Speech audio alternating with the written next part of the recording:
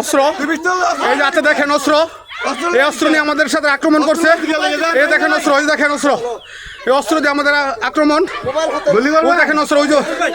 ও দেখেন অস্ত্র আমাদের এই যে দেখেন এই লোক আহত করছে এই যে এই লোক আহত ওই যাত অস্ত্র ওই যাত অস্ত্র দেখছেন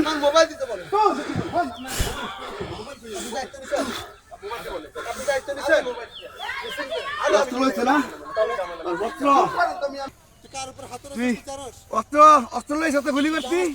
মাইরা এটা ভিতরে বাগে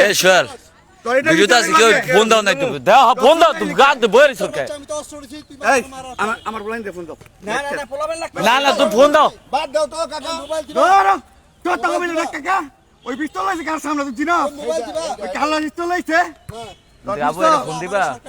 আমি দিমু তোমার মতো শয়তান বিষয় হয় তুই বইরে ফোন দাও কই যাই তো তাড়াতাড়ি তোর দে 10 মিনিট খারো যে জমিটা নিয়ে ঘটনা এই জমিটা হয়েছে 5-6 বছর ধরে কেনার পরে আমি ভুক্তগুলো খাইতেছি তা অবস্থায় নতুন করে আমাদের এলাকায় সার্ভে আসছে সার্ভে করার জন্য তো আমি গেছি আমার জমি সার্ভে করার জন্য তো উনি হঠাৎ করে লোকজন নিয়ে এসে আমার অত্যন্ত হামলা করছে এবং হামলা করার পরে এক পর্যায়ে উনি আমার পিস্তল নিয়ে আমার গুলি মারার জন্য আমাকে গুলি করছে আমার গুলি আমি পড়ে যাওয়ার পরে আমি না লাগাতে আমার পায়ের দিয়া গুলিটা বাইরে গেছে সাইড দিয়া